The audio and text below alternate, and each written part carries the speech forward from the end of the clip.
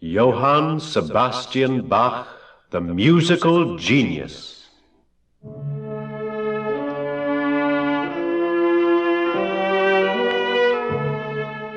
Then shall the dust return to the earth as it was, and the spirit shall return unto God who gave it. How sad it is. Yes. But I would not They have were you good to be people, ignorant, brethren, both Herr Ambrosius concerning Bach them and which Frau are Bach. asleep, True. that ye sorrow not, even as others which have no hope. For if we believe that Jesus died and rose again, even so them also which You sleep have in wept a Jesus great deal. will God Yes. bring with him. And I, too. I pity the little orphan. How old is he, and what is his name? He's but 10 years old. His name is Johann. Johann Sebastian Bach.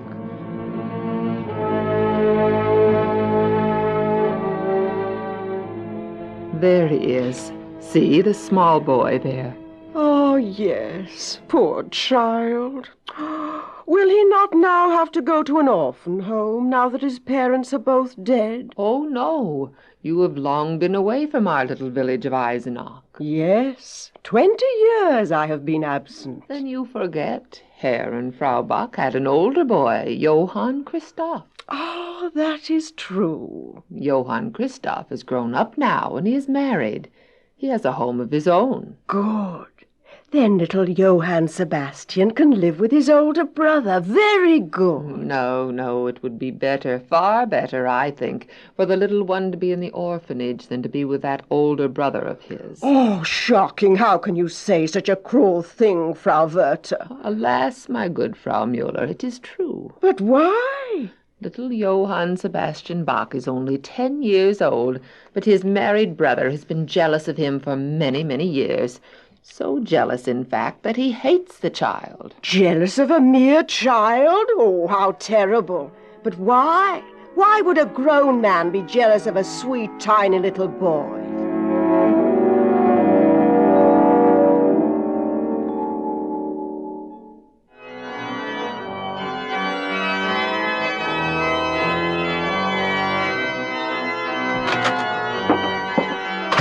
Here! What are you doing? Christoph! What are you doing? Nothing, Christoph. Get down! Get down from that organ bench! But Get Christoph... down, I say! Oh, you miserable little imp! You're sly and artful and full of cunning and subterfuge. That cherubic face that my wife so admires only conceals behind it a diabolical brain. She has sheltered you. But this outrage today, here in my chapel in Ordruf, it is the last straw. Oh, no, you don't. You can't escape. I've got you. I'm going to thrash you, Johann Sebastian. Thrash you in a way that I never could when my father was alive. Please!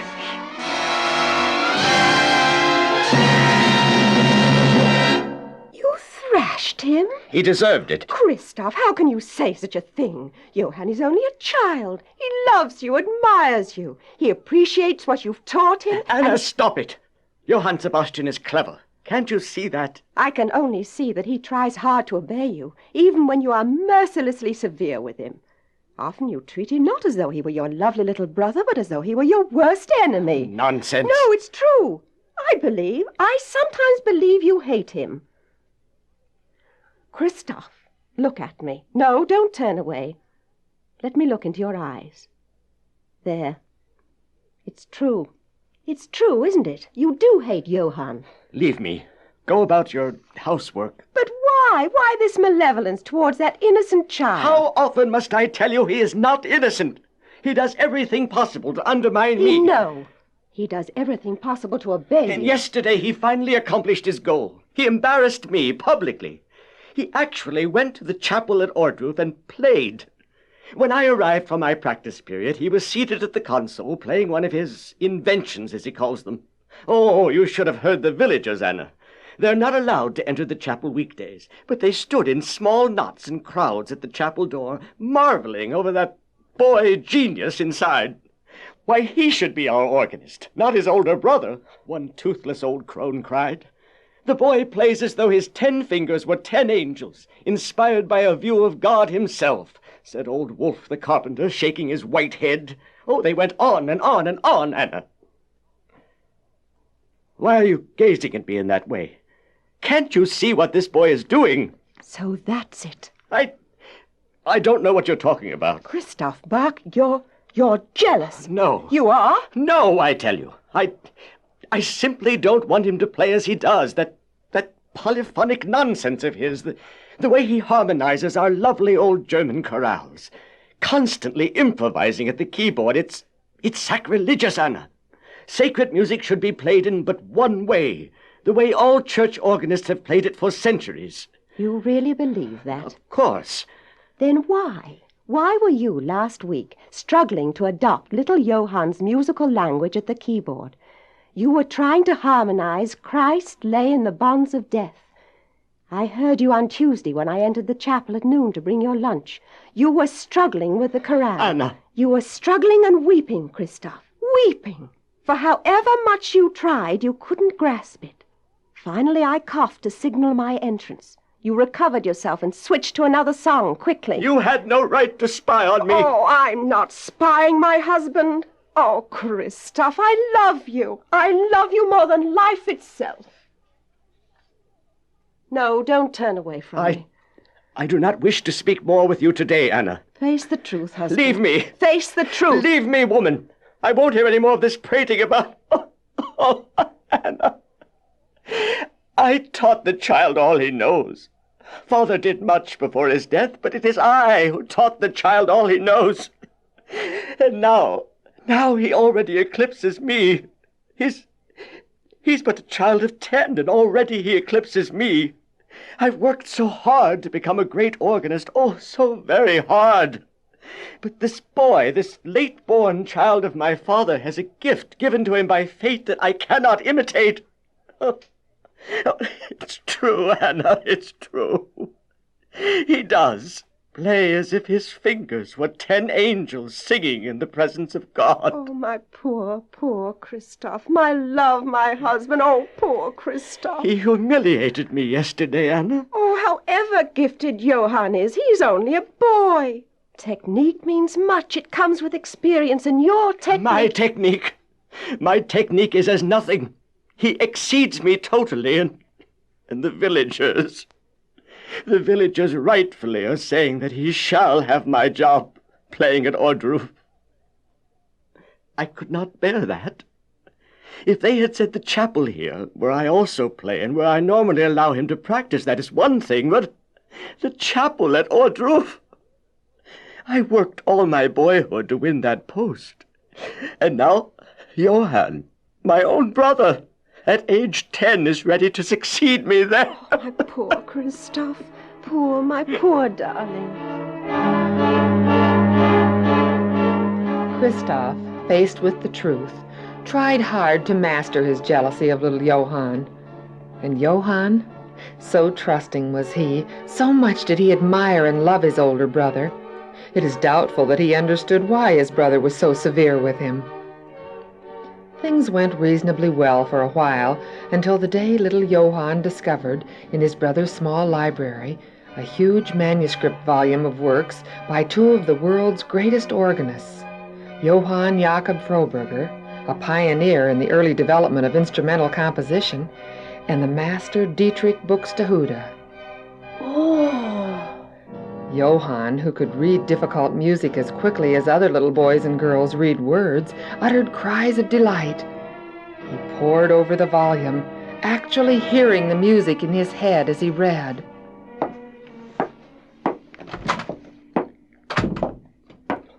Give me that volume. Oh, Christoph, they are wonderful. I did not know such music existed in the entire world. See here, the marvelous melody by Herr Buxtehude. You are never to touch this volume again. Never. Do you understand? And the precious volume of organ works in manuscript form went under lock and key. But I must have that music. I must. Why will Christoph not let me see it or play it?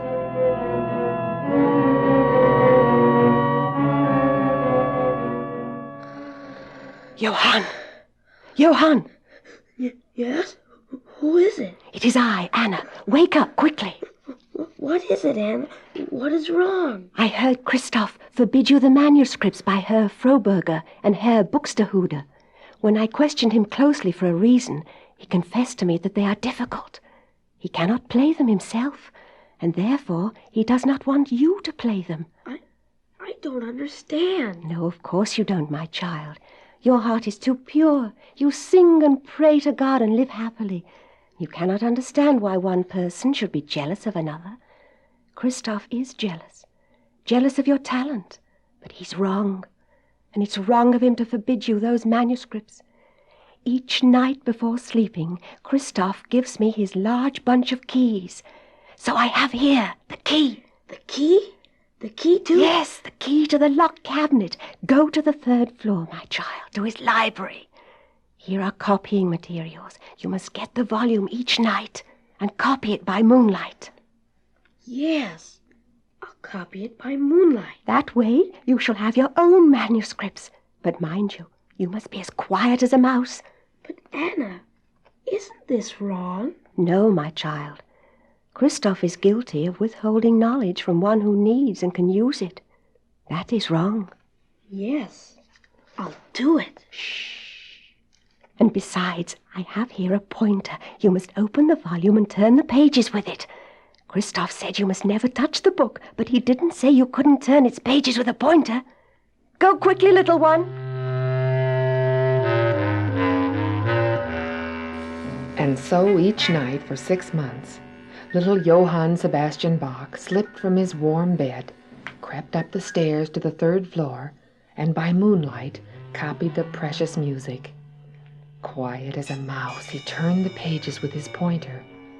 And then, after an hour, he locked the cabinet, tiptoed back downstairs, put the key beneath his little pillow, and snuggled back into bed and slept.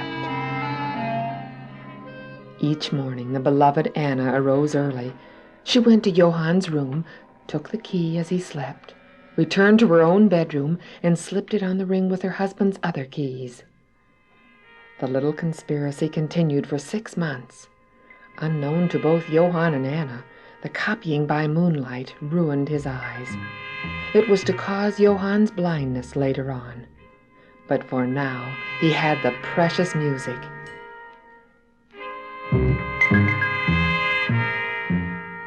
And then tragedy struck. Christoph became ill. He died. Little Johann was crushed. For mean as his brother had been to the lad, little Johann loved and admired Christoph. And now there was no money. Anna, I must leave you now. You have been so kind to me, but I will not become a burden to you. We are very poor, and so I shall go to another city to live. But little Johann, what will you do? I shall get a job, Anna, in Lundberg. The chorister of the school at St. Michael there says I have a beautiful soprano voice. I will sing, and he will pay me. Oh, but who will care for you, Johann? God will care for me, dear Anna. He cares for everyone who loves him, and I know he will watch over you here in Eisenach. True, he will. Go then, my little son, and God bless you. The year was 1700, and little Johann did get the job. He had a glorious voice, and he learned many things teaching himself. His holidays he used to travel about to hear great organists who were performing in Germany's great cities. Once he journeyed on foot to Hamburg to hear the famous organist Reinken. Returning penniless, he was faint with hunger. How hungry I am. I'm nearly faint with lack of nourishment, but I have no money. Perhaps it will help me to sit here, outside of the window of this fine inn-house. The window is open. If I cannot eat, at least I can sniff those ravishing smells of food the people inside are eating. Just then, I'm tired. Why should I walk to the kitchen to throw these fish heads out? No one is looking. I'll just toss them here, out this window. with that, the lazy servant girl in the inn threw the garbage right out the window, and 2 fish heads landed plop right at Johann's feet, startling him. Why, what's this? 2 fish heads. Something propelled him to pick up the 2 fish heads, remnants from somebody else's dinner, and he ever after believed the entire incident was a small miracle God worked on his behalf. For to his amazement, he looked inside each head and found a golden ducat. A ducat? A gold ducat. And here inside the other fish, a second gold ducat. Just as in days of old, when the master sent Simon Peter to fish, and inside a fish Peter found the money to pay taxes for the master's followers, so young, trusting Johann Sebastian Bach was aided by heaven. For who ever heard of gold coins inside fish? Thank you, dear Father. I was starving, and you have saved me. Thank you. I know now more than ever thou dost love all those who try to serve thee, and I shall dedicate my life and all my music to thy service.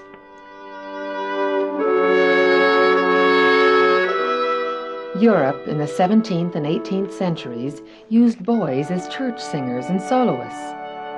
But the day came when little Johann's voice changed. He could no longer sing for his living. I know now what I must do. I shall teach myself violin. Yes, I'll learn to play the violin, and then I'll get a job playing it. Oh, you must learn quickly, Johann Sebastian. You need money. So quickly did he learn, so expertly did he teach himself, that within months he had mastered the instrument. And Johann got a job as violinist with the Royal Chapel Orchestra at Weimar. However, he soon left it to take a job as an organist. Then the chance of a lifetime came. Not far away in the town of Lübeck in 1705, the great master himself, Buxtehude, arrived. I must go there. Herr Buxtehude is in Lübeck and will remain some time. I must study under him. Young Johann obtained a leave of absence from his new job. But so wild was he to study under the great Buxtehude, who of course took him as a pupil, that Johann forgot to return. He stayed on and on until one morning it suddenly dawned on him. Oh, no! It's the 1st of October. I was due back at my chapel on July 1st. I've overstayed my leave by 3 complete months. That's the way it is with genius. Forgetful. Herr Bach, you are late. Oh, yes, Herr Kruger, but I've learned many, many things to the glory of God. Wait until you hear my new techniques. Somehow the villagers were so delighted to have him back that the elders of the little town, though annoyed, simply had to forgive him. At age 19, Johann Bach became church organist at Arnstadt, Germany.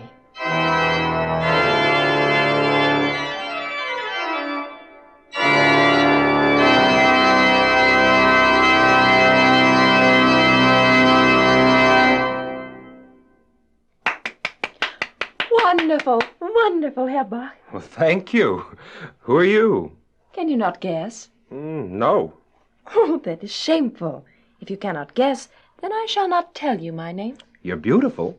Am I? Yes. We are delighted that you have brought your music to Arnstadt.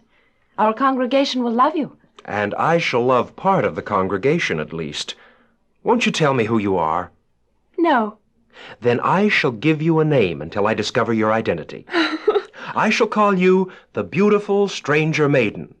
Do you often come and visit here in the church at noonday? Oh, yes. Why? I come for it is beautiful here, and quiet, and because I wish to sing. To sing? Yes. Until your arrival a week ago, no one was here at noonday, so I entered in the silence and sang. I sang to God. Do you love God? God is my Savior. My life is His. Oh, how wonderful, stranger maiden. I too love God. But I must go now. I shall not be able to sing any more, and for that I am sad. Why? It is forbidden for women to sing in church, even an empty church. Women and girls may pray, but silently. Only men and boys are allowed to sing. Yes, that's our custom throughout Germany. everywhere in Europe. How sad! For I wish to use God's gift of music to me. I am a soprano. Stranger maiden, I must hear you sing. I must, and you shall sing. Here is a new composition I have written. Sing, sing, I shall play for you. No, no. See, Herr Bach, the chapel is filling with people. Well, they have come to hear you, the brilliant new organist, play. Sing! We will be scandalized. There are two of the village elders, even. Oh, they will... Anna told me once that God's gifts to people must never be withheld. They who would withhold them to fit their narrow prejudice harm God's work. Sing, lovely stranger maiden, sing! They are looking at us. But you may lose your new post. Sing! The lovely stranger maiden sang brilliantly, and as young Johann watched her, he knew that he was losing something, his heart. And as usual, God was directing. He always felt that every facet of his life, because he had yielded his talent to God's service, was shaped and polished and used by God himself. By some strange miracle, the lovely stranger maiden turned out to be his cousin, a distant cousin, a wise, talented cousin who was as devoted to God as he was. In 1707, they were married. By 1708, his fame as an organist was spreading all over Germany, soon all over Europe. In 1717, the famous and arrogant French organist, Jean-Louis Marchand, was invited to defeat Bach in an organ-playing contest to be held in Dresden at the royal court. Marchand heard Bach practice, and then, his head bowed in humiliation, left the city by night in a fast coach. He knew he could not outplay young Johann. Johann grew from a high-spirited, curly-haired, happy and wonderful youth into a fine man. Soon he matured into the greatest organist in Europe. After the death of his first wife, he married again, and by his two beautiful wives, he had a total of 20 children. His performances thrilled all Europe, but it was only long after his death in 1750, at age 65, that another boy genius, Felix Mendelssohn, discovered God's greatest gift to little Johann. That was the gift of music composition. Mendelssohn discovered long-forgotten dusty manuscripts of Johann's compositions. And it was Mendelssohn who reintroduced these compositions to the world, declaring that the boy who had had to copy music by moonlight was the greatest composer of them all. Today, God's gifts to little Johann are known and played worldwide, a staggering total of 200 religious and secular cantatas, hundreds of hymns, motets, magnificats, preludes, fugues, toccatas, fantasias, sonatas, the famed well-tempered clavier, partitas, suites, inventions, capriccios, variations, chorales, the 6 Brandenburg concertos, 3 violin concertos, 4 orchestral suites, the Christmas, Easter, and Ascension oratorios, the Passion according to St. John, the St. Matthew Passion, and finally the towering B minor Mass. All these poured forth from the prolific musical pen of little Johann, the boy who loved God. Honoring Jesus Christ in music was his all-consuming goal.